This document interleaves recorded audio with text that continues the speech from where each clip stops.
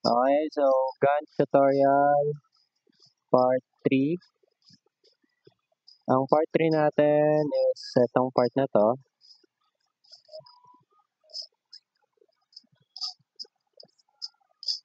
So, ito yung part 3 natin, no? So, yan yung bubuin natin sa part 3. Almost same lang naman sila nung nag-iinit yung aking laptop. Okay. So, almost same lang naman sila na part 2 natin. The difference is we don't have this part. And hindi threaded yung dito natin, no? Tsaka, difference lang din nila is, syempre, yung size. Okay, so let's proceed. No? Bale, yung part na yan is, gaya nung pagsimula natin sa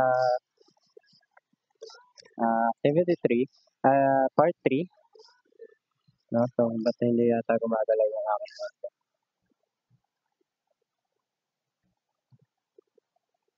Gaya nung pag-start natin sa part 2 pala. So, gagawa tayo ng square, which has a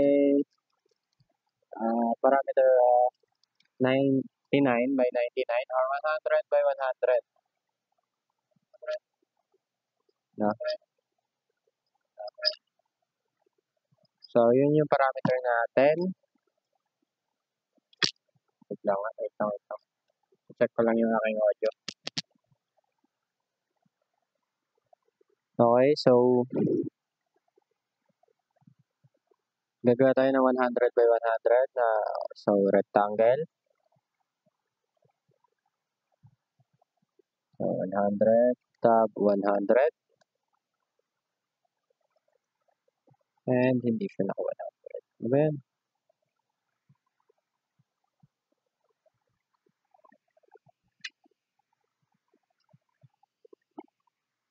Okay, so yan siya.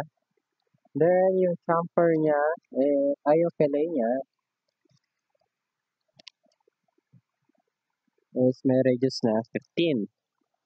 So, C, TTR, 15, 3, array, polar, then snap natin sa kanyang geometric center, then I for items, then 4 for the number of the items, then okay. Tapos trim natin yung mga excess.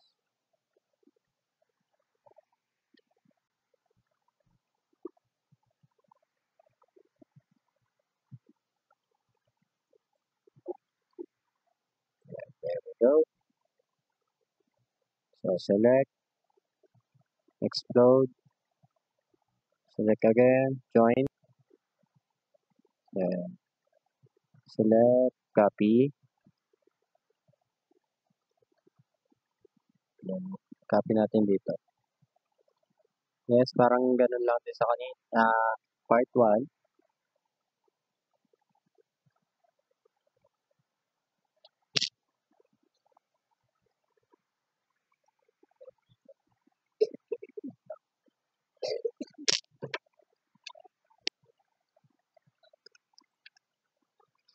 Ay, nako.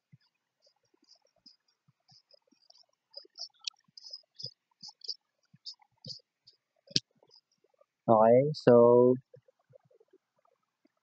gaya nga no part 1 kanina, so gagawa ulit tayo ng circle dito. Yung circle naman natin ngayon is mayroong diameter na ano ba yung diameter niya? Diameter niya is 92 tsaka 90. No? So, diameter 90. Enter, then C ulit. Select natin diameter of 92. enter. Then, line tayo. Then, select natin yung center ng bilog. Tapos, 35. Yan. So, 35 yung line. Enter. Then, escape. Then, C ulit. Snap natin doon sa dulo ng line.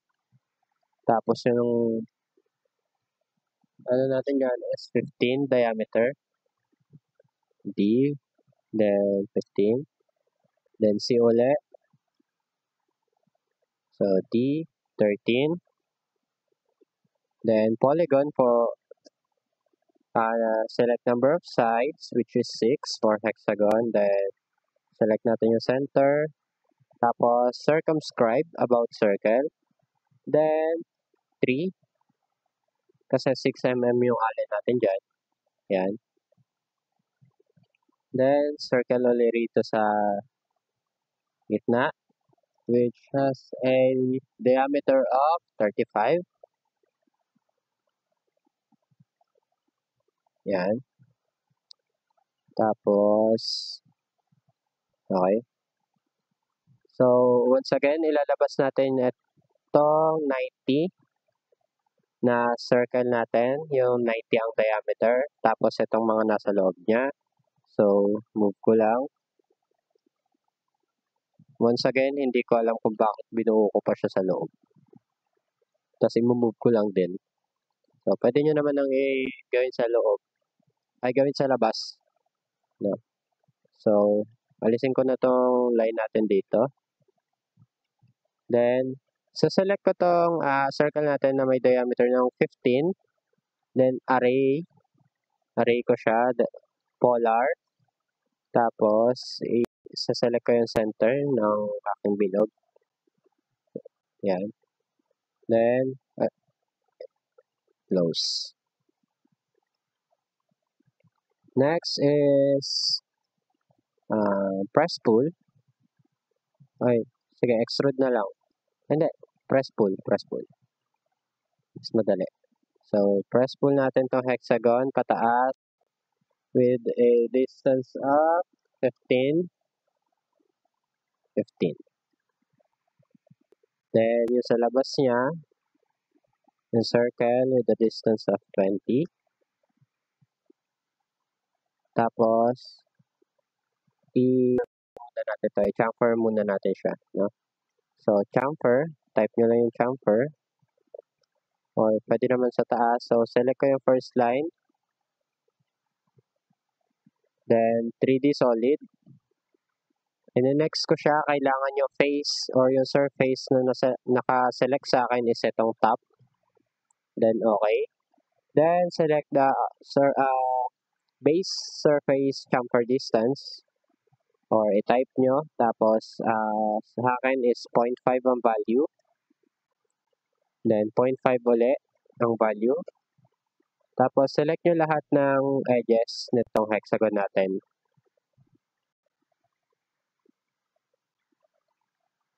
Yan. Then, enter. Tapos, mag-fillet tayo. Fillet natin. So, isa-select natin tong outer edge na to. Then, 0.5 ulit. Enter.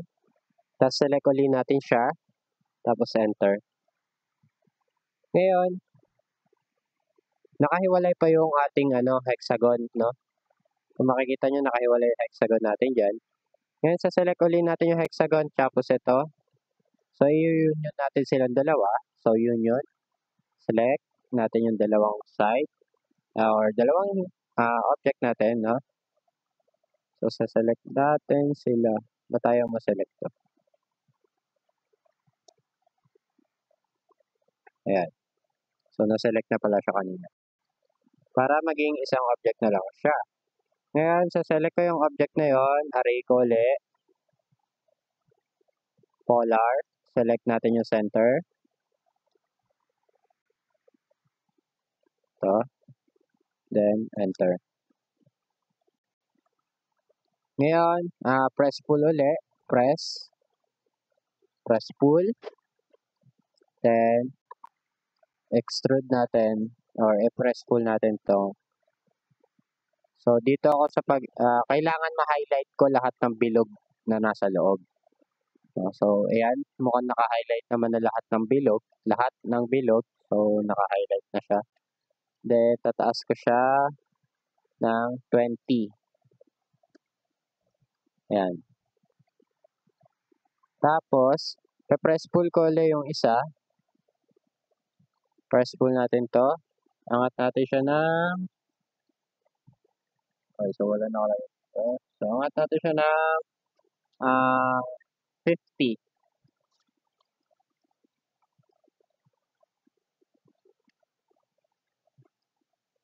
Mataas ba?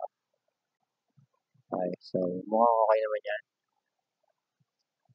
Then, punta tayo dito sa kabila, no? So, press pull natin tong bilog sa gitna na 20.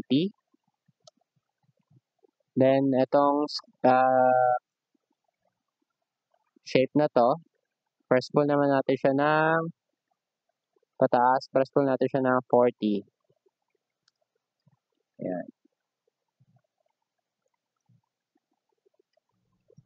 So, ayan siya. Then, gagawin ko is i-union ko rin silang dalawa. So, itong cylinder, tsaka itong shape na to. So ayan, naka-union na siya. Then, pupunta ako change ako ng view sa 2D wireframe.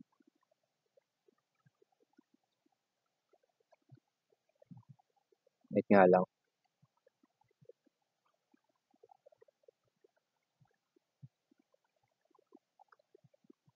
So, i-hide ko muna ito.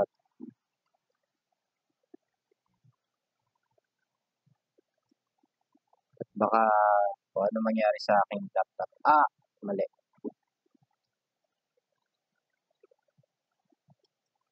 Ayan, so, i-hide ko lang siya. And, mas, ano siya. Okay, so, once again, meron tayong tatlong bilog na naman. No? Then, gagawa ulit ako ng line doon sa pangalawang bilog, papunta sa kanya center. Then, papunta ulit sa another quadrant na lang. Ayan. So, ayan siya. Okay. So, line ulit. Then, pababa naman to. Bababa ako ng 20 since nasa gitna siya. Then, papunta sa ibang quadrant. Okay. So, yung mga line na ginawa ko is para sa ating snap. Okay. Dito naman, so line ako. Dito, mula sa baba ng circle, papunta sa gitna niya. Ayan. Then, itataas ko siya ng total height niya, which is 50. Tapos, snap ko ulit dito sa isang quadrant. Ayan. Ito is para ma-determine ko lang yung mga center nila mamaya para madaling mag-snap. No? Okay. So, speaking of, i-snap na natin siya. So, select lang natin yung ating object. Move. So, select natin to. Tapos, snap natin doon sa center ng pangalawang bilog. Ayan. Ngayon, pag pumunta tayo sa shades of gray, ganyan dapat ang kalabasan niya. And kung gagawa tayo ulit ng panibagong, next natin is gagawa ulit tayo ng panibagong, dito. Panibagong circle naman with the diameter, cylinder pala with the diameter of 46. So, C ulit. Then, ito yung purpose nun. So, mag-snap ako rito. Okay, so 46. So, diameter 46. Yan. Then, again, isa pa. Circle. Dun ulit. With a diameter of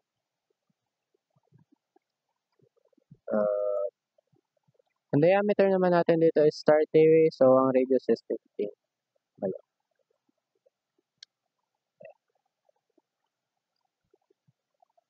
Ngayon, yung pangalawang circle na ginawa natin is i-move ko pataas. Pataas ng 20. So, 20. Yan. Then, itong circle na to is i-extrude ko siya. So, EXT. So, extrude natin ng 20. Then, ito. Yan yung circle na yan. Extrude natin siya ng 10. Mali.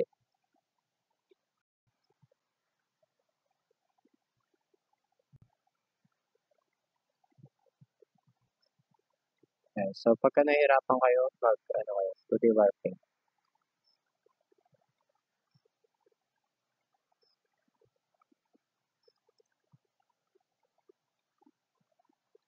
Tama lang ba? Or pwede atang 5 yan, I think.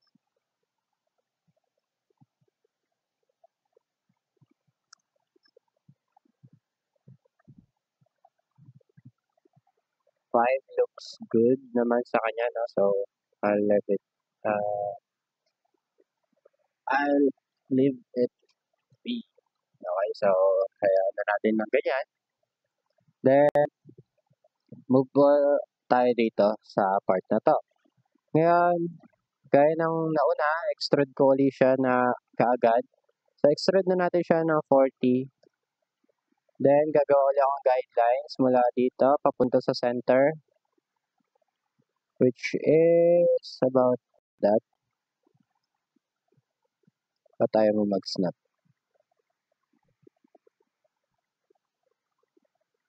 Ayaw niya mag-snap po. Ayan. Okay, so meron na tayo niyan. Then, once again, yung dito. Papunta yan sa center ng ating fillet. Okay.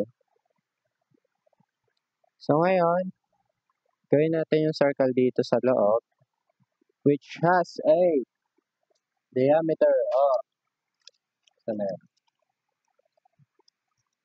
So, may diameter tayo dyan na 60. Yan. Then, dito naman, meron tayong diameter na 12. Oops, mali. Hindi ko na change.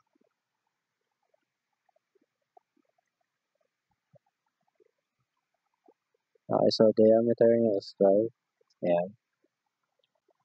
Then, move ako ulit. Babalik ako 2D wireframe. So, select ko silang dalawa. Then, EXT for extrude. Then, extrude natin pataas na 67 units. So, 67. And then, yung maliit na pillar natin is i-array ko ulit. Polar. Okay, so select natin yung center ng line na mahaba. Then, I. Tapos, 4. Enter. Tapos, enter ulit. So, magla-line ulit ako rito. Pataas ng 6, 7. Tapos, snap ko sa quadrant. Dito, gagawa rin ako ng line.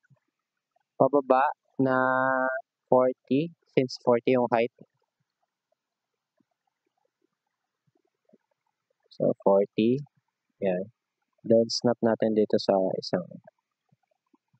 Yan. So, ganyan siya. May mga guidelines tayo dyan. No? Tapos, ito, select natin yan. So, move natin. Ang i-snap natin siya dito sa center na 10, sa baba, pinakababa. So, select nyo yan. Tapos, i-snap natin dito sa taas. No? So, center lang yung ini-snap ko dyan. So, kung makikita nyo, dire-diretso na yung line mula rito pababa, no? So, nagdikit-dikit na sila.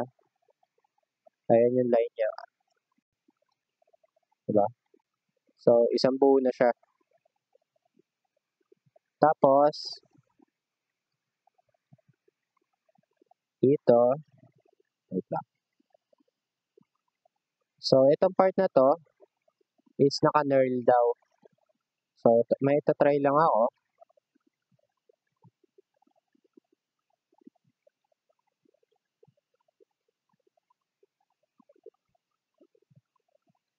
Wag na. Naglalag ako. Okay. So, since last naman na yon sa part na yon, part dito, or kung gusto nyo, pwede nyo lagyan ng screw rito. Lagyan pa ba natin? Ilang minutes mo yung video? So, 20 minutes. Sige, lagyan pa natin. Kung gusto nyo. Kung yun yung trip nyo. Okay. So, ganito lang naman siya. So, gawa ka ng circle. Unahin natin yung ating dito. Washer. Okay. So, yung washer natin is meron diameter na 25. Then, gawa tayo ng polygon. Snap natin 6 sides. So, snap natin sa center. So, circumscribe about circle. Then, meron tayo 19 or 18 ata yan. Mali lang ang sukat. Oh, 19. 19 siya. So, kalahati nun is 8, 9.5. 9.5. And sobrang laki. Wait, what?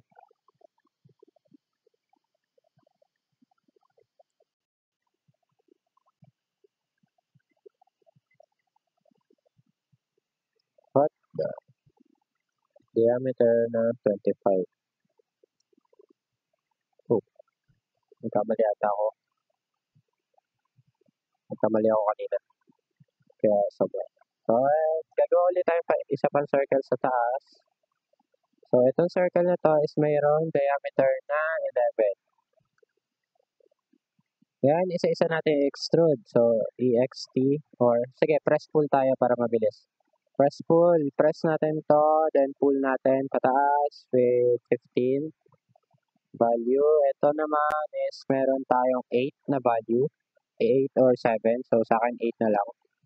Then, ito, may meron tayong value na 3. Okay. Tapos, ito, ano ba na?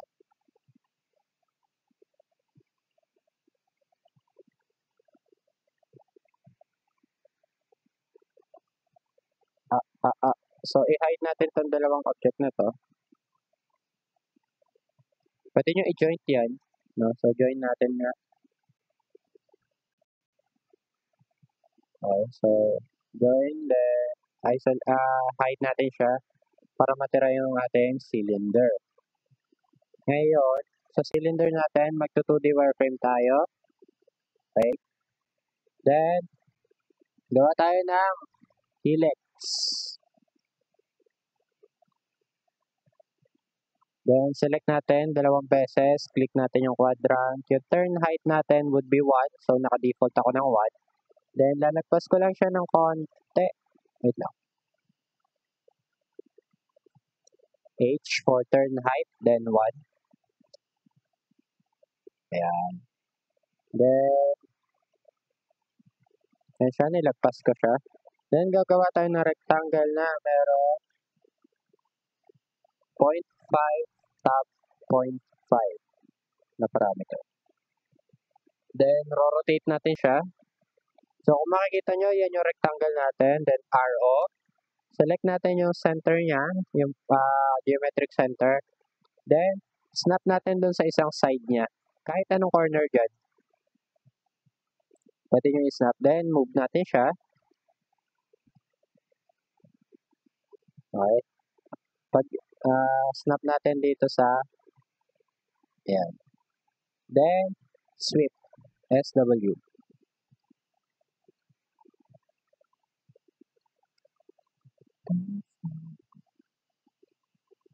Okay, so wait nyo lang siya mag-load.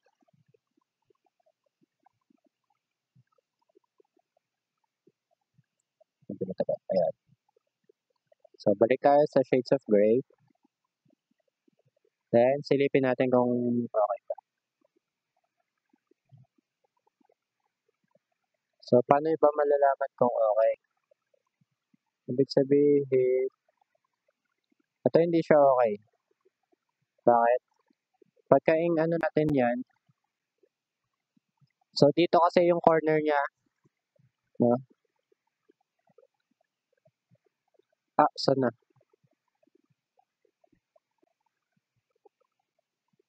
Or sige sabihin natin, hindi. Pag sa truck natin kasi yan, tignan nyo mangyayari.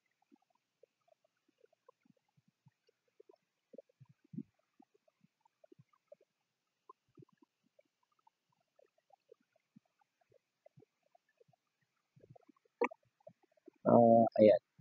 Ang pangit. Ang pangit niya.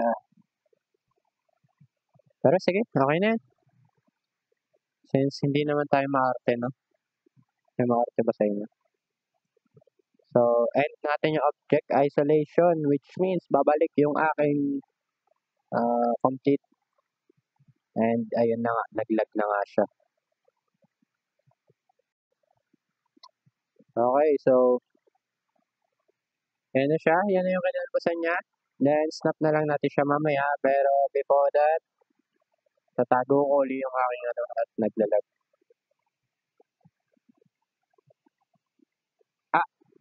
Aray. Aray, naglag. Medyo masakit ta.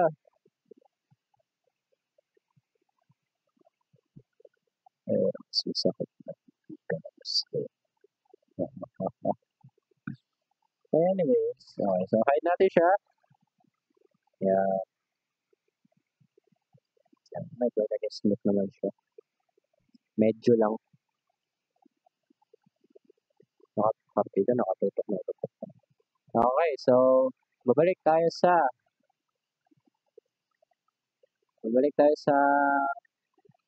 shades of gray. Shades of gray. To the wireframe.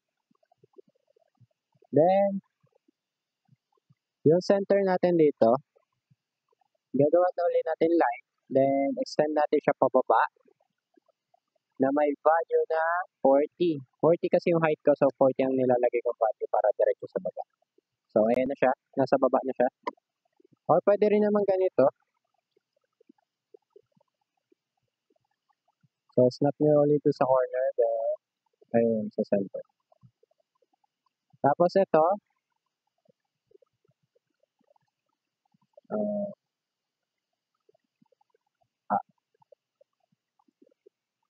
so, gawa tayo ng line. Line. From one quadrant. Okay. Yung quadrant ng circle sa baba. Okay. Ito ha. Quadrant nito, ang gagamitin ko. Yung nasa pinakababa niya, so pinaka-base niya. So, gagawa ko ng line. Snap sa quadrant nito, papunta dun sa kabila. Yan. Tapos, select. 3D rotate. Along x-axis ako, pero since symmetrical siya, pwede siya sa y-axis.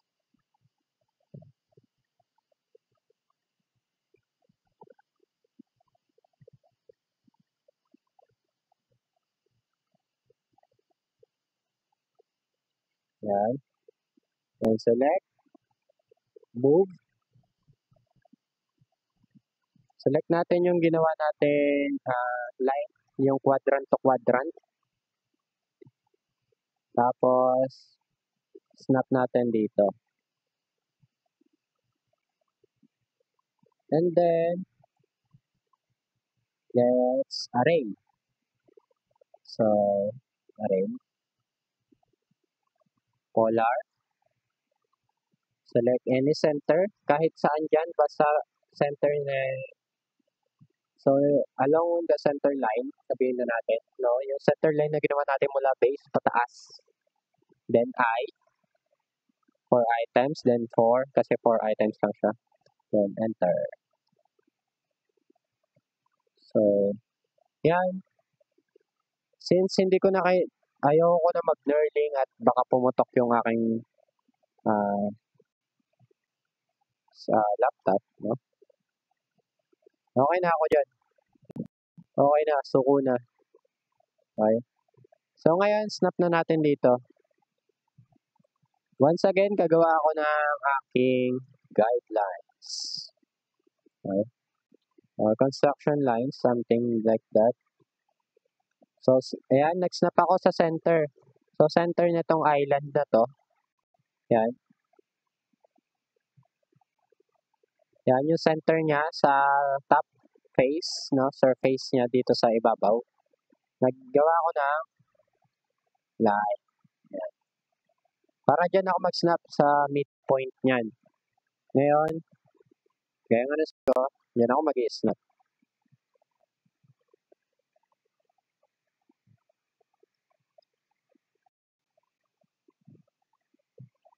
Ito yung sinasabi ko kung bakit importante yung 2D wireframe. Kasi ako, inikot-ikot ko pa siya.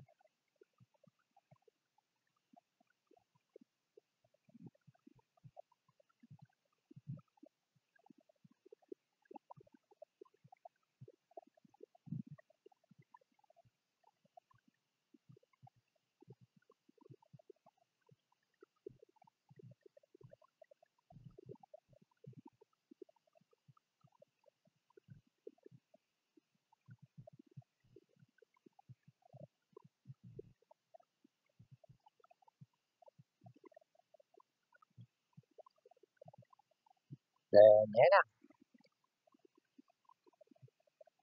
Next part is yung mga poste. Wait lang, babalik ko lang yung aking original na. So,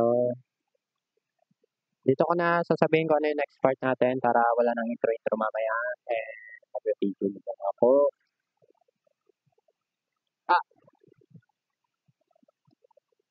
Ayan.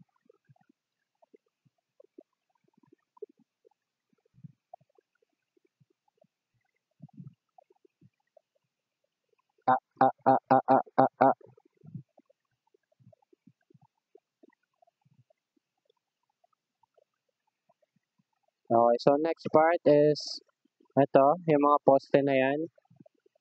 And preparation for the fittings. That's it.